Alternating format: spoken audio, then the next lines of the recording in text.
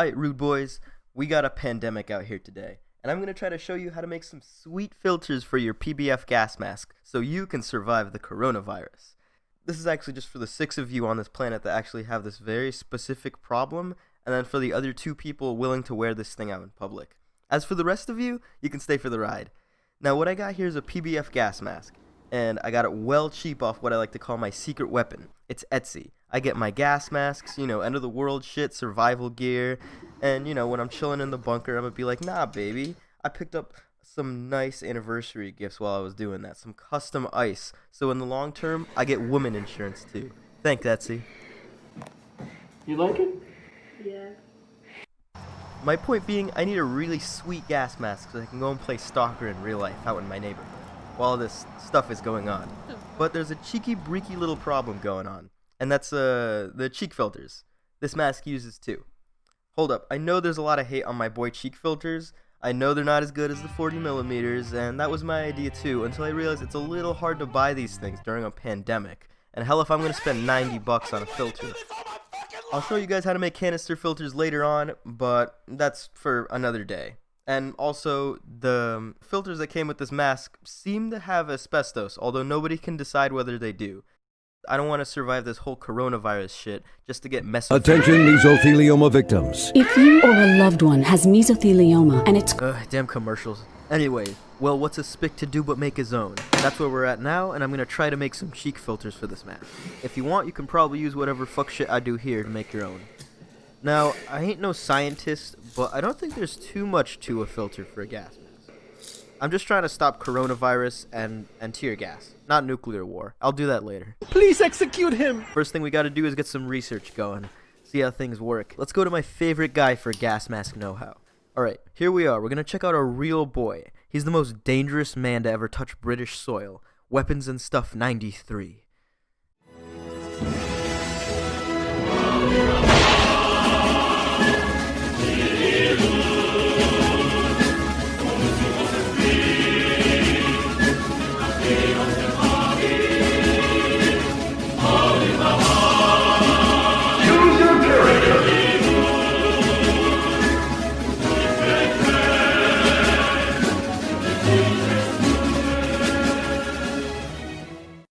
My boy Weapons and Stuff, he's fire. He does gas mask videos, entertainment, tutorials, and theoretical stuff. He's like the main man in a time like this. He's like a British Rambo, and the best person to ask about how to stop this virus. Alright, so first we're gonna have to butter him up real quick, you know what I'm saying? Let's throw a few compliments his way, tell him how pretty he looks, and maybe he'll give us the answers we need. Bob Exer says, yo, let me simp for you real quick, please. I appreciate it. Also, thank you for the donation. I said at the start of this stream, thank you for the one you did at the end of last stream I didn't catch. But, yeah, you and another guy donated right at the end and I didn't catch it, but thank you.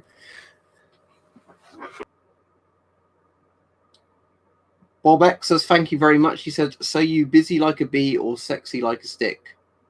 I'm isolated in lockdown. So... not really either, I'm afraid. I'm busy doing a bit of DIY and tidying up the room. That's been about it.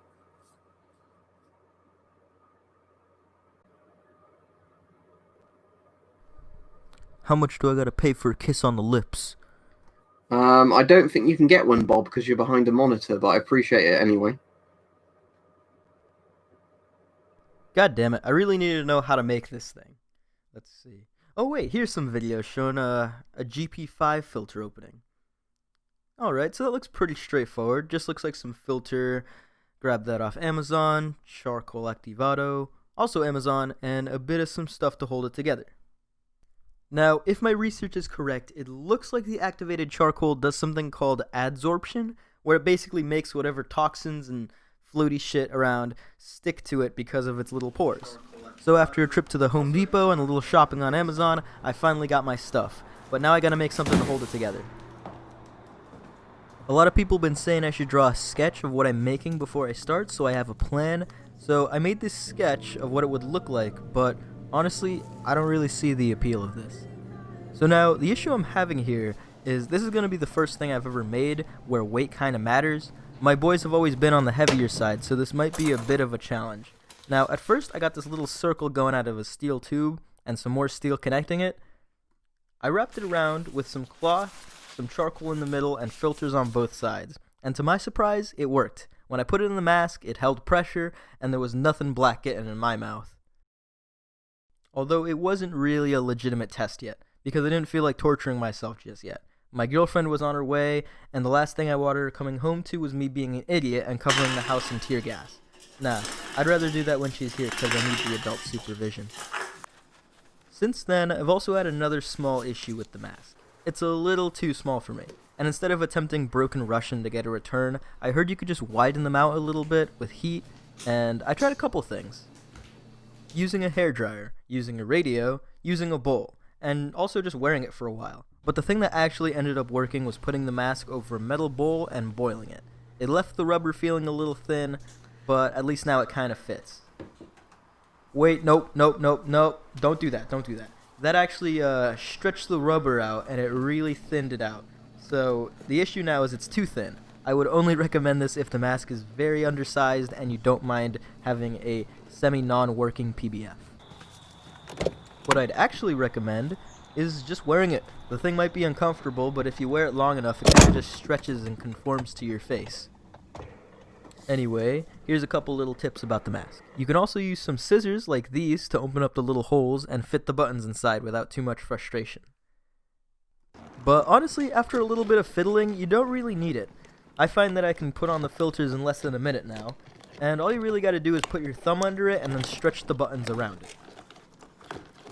Here's another little thing. If the valves on your mask feel a little tight when you breathe out, and there's a little bit of a push required, you can take the cover off and dry whatever you can from the inside and the outside, a little bit under the valves, and then just leave it for a day or two.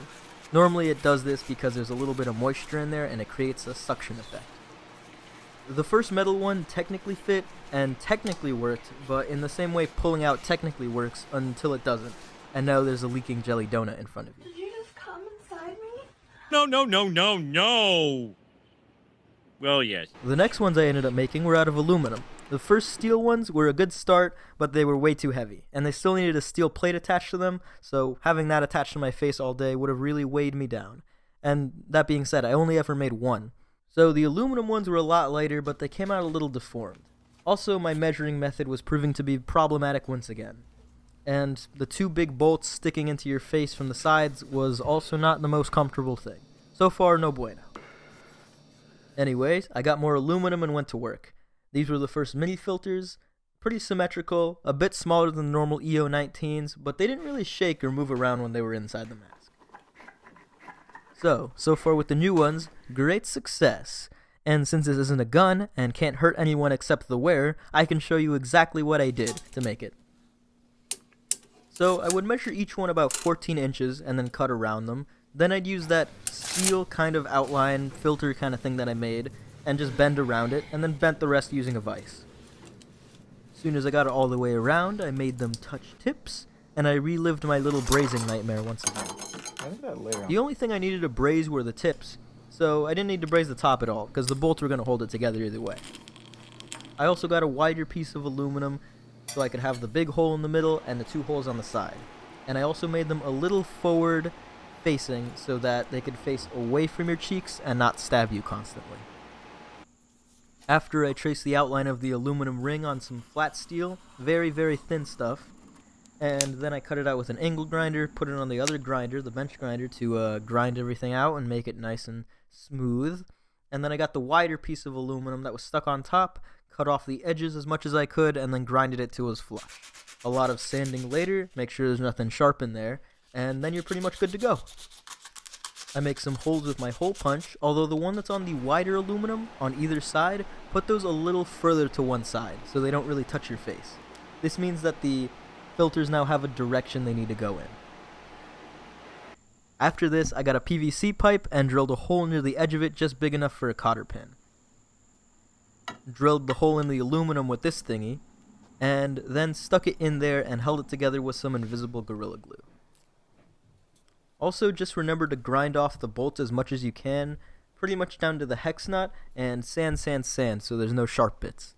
After this, I grounded up my charcoal in the blender, and as I was doing this, a lot of the charcoal started floating in the air. So it's clear I dodged coronavirus. Mesothelioma ain't hitting me, but black lung, oof. Sorry guys, that one's unavoidable. After this, I ended up getting some ASZM Tedra activated charcoal meant for gas masks, impregnated with some metals and stuff like that. Probably a lot better compared to the aquarium stuff I got off Amazon. So anyways, now it's time to pack. First, you're going to lay the PVC side down, cut a little hole through the cloth, and stretch it over the PVC. Then put a cotter pin through and turn it with tweezers. After, you're going to use a little coffee filter and just pack all the activated charcoal you can right in there. Also, remember to keep your activated charcoal sealed, because the longer it's exposed to air, the more impurities it'll absorb, just by sitting there. Then you fill the top with some melt-blown fabric, and use the cloth and cut it around and put it inwards. Cut any excess that's there, you don't need that. Then you put the bolts through the whole thing, match it up, and tighten them up. Wrap it in plastic till you're ready to face the wasteland that is modern society. I posted some of my first tests on Reddit. So the first test went pretty well. I sprayed air freshener in my bathroom for like 5 minutes straight.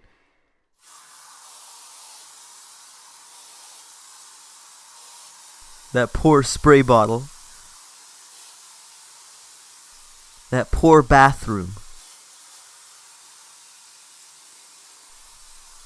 The poor atmosphere. Chill out with the spray, jeez!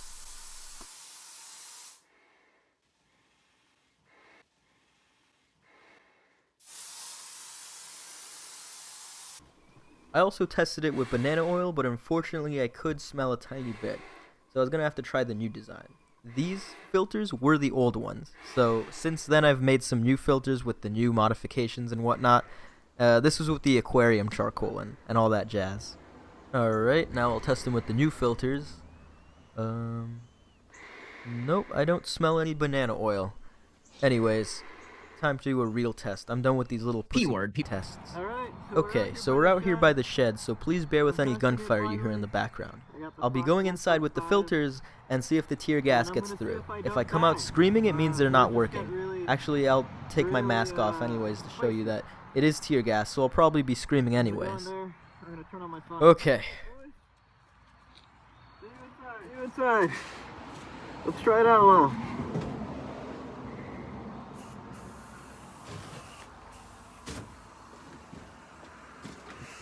Oh shit.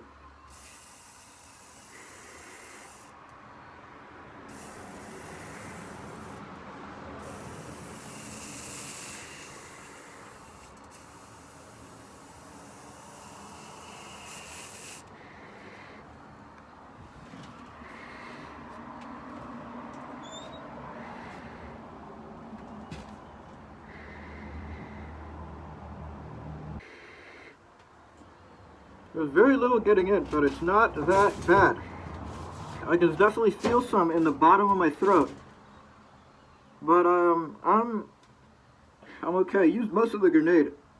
I was spraying it that entire time. But I am fair. I'm not great, but I mean it's not killing me.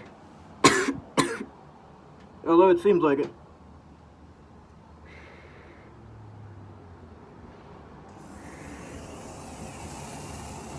I'm definitely spraying it a lot. And the door is closed, but I left it a crack open just to get a little bit of light. And I'm spraying it all around me. I feel like a tinge getting to my throat. So these things do need to be improved. And I think they can be. It's not really like a burning, it's more of just a cough that comes up every once in a while. So it's definitely blocking a ton of what's going on. I sprayed a ton of this in here. I think this thing is running out now. I hear it crackling. Maybe that's running out.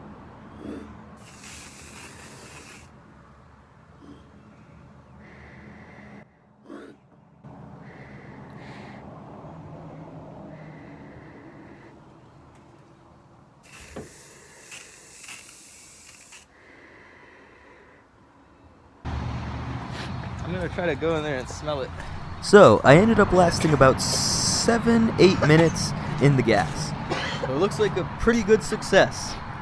After some learning, getting a little berated for my lawnmower looking filter protection, and a sprinkle of sexual harassment, we got our filters.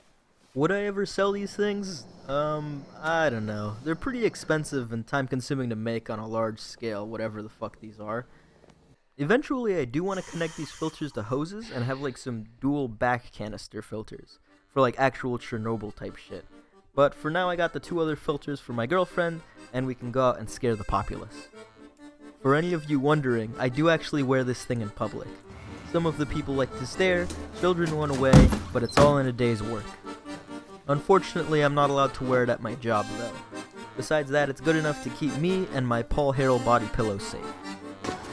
So, if you got any questions or insults, you can find me in your backyard, being less productive than the average infant.